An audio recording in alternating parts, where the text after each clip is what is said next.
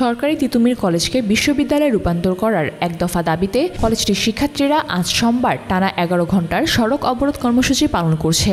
সকাল ১১টা থেকে রাত ১০টা পর্যন্ত চলবে এই কর্মসূচি। এর আগে রবিবারও শিক্ষার্থীরা গুলশান মহাখালী সড়ক অবরোধ করেন এবং এর পাশাপাশি তিতুমির কলেজের শিক্ষার্থীরা আজ থেকে অনির্দিষ্টকালের জন্য কলেজটি শাটডাউনের ঘোষণা করেছেন। ঘোষিত কর্মসূচি অনুযায়ী মহাখালী লেভেল ক্রসিং এর রেলপথ, আমতলী মোড়ে ঢাকা ময়মনসিংহ মহাসড়ক, মহাখালী গুলশান সড়ক এবং গুলশান লিং রোড এলাকায় এই কর্মসূচি পালন করা হচ্ছে।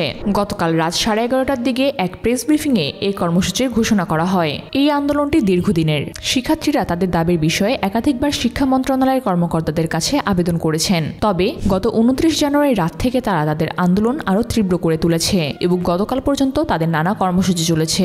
আন্দোলনের অংশ হিসাবে শিক্ষার্থীরা আমরণ অনশনে বসেছে এবং রাস্তা অবরোধ সহ বিভিন্ন ধরনের প্রতিবাদ কর্মসূচি পালন করছে। আন্দোলনকারীদের অন্যতম নেতা আলী আহমদ সংবাদ সম্মেলনে জানিয়েছেন, শিক্ষার্থীদের দাবির প্রতি সরকারের উদাসীনতার প্রতিবাদে আজ ৩রা ফেব্রুয়ারি অবরোধ কর্মসূচি ঘোষণা করছেন তারা এবং তাদের দাবি আদায় না হওয়া পর্যন্ত এই কর্মসূচি চালিয়ে যাবেন। তবে আন্দোলনকারীদের মধ্যে ক্ষোভের সৃষ্টি হয়েছে শিক্ষা উপদেষ্টা অধ্যাপক ওয়াহিদ উদ্দিন মাহমুদের এক বক্তব্যের কারণে। গতকাল তিতুমির বিশ্ববিদ্যালয়ের বিষয়ে তিনি বলেন, তিতুমির কলেজকে বিশ্ববিদ্যালয়ে রূপান্তর করা সম্ভব নয়, যা শিক্ষার্থীদের জন্য অত্যন্ত দুঃখজনক বলে তারা উল্লেখ করেছেন।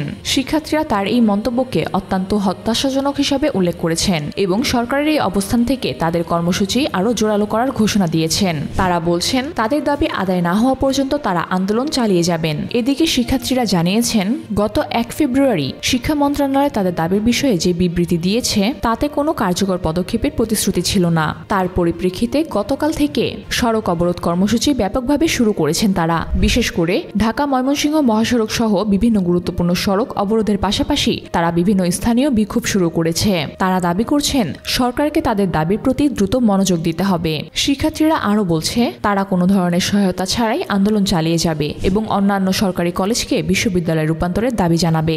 তাদের মতে, শিক্ষা ব্যবস্থার উন্নয়নের জন্য তাদের আন্দোলন একটি নতুন দিগন্ত খুলে দিতে পারে। তবে তারা সরকারের কাছে একটাই অনুরোধ জানিয়েছে, যেন জনদুর্ভোগ কমাতে তাদের দাবি দ্রুত মেনে নেওয়া হয়। তিতুমির কলেজের আন্দোলন ইতিমধ্যে সরকারের দৃষ্টি আকর্ষণ করেছে, তবে এর সমাধান এখনও অনিশ্চিত। শিক্ষার্থীরা দৃঢ় প্রতিজ্ঞ, তাদের দাবি আদায় না হওয়া পর্যন্ত শান্তিপূর্ণভাবে তারা আন্দোলন চালিয়ে যাবেন এবং ক্লাসে ফিরবেন না। আন্দোলনকারীরা বলেন, তাদের এই সংগ্রাম শুধুমাত্র নিজেদের জন্য নয়, বরং ভবিষ্যৎ প্রজন্মের জন্য একটি শিক্ষিত জাতি গঠনে অবদান রাখার জন্য।